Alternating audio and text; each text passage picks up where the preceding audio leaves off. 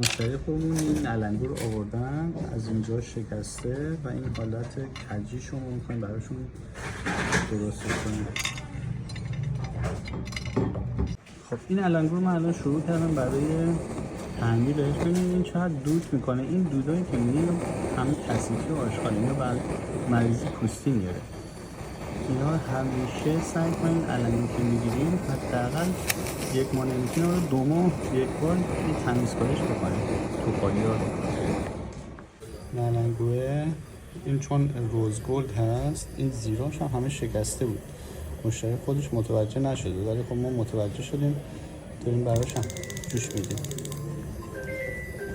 ما طلایی که روز گلد داره یکم خشکن، سعی کنید کمتر طلای روز گلد بخرید مگه اینکه آبکاری شده باشه. خب اینم از پایان جوشکاریشون میریم برای تمیزکاری کار. اینم از پایان تمیز علنگو، روی صورت تمیز خورده.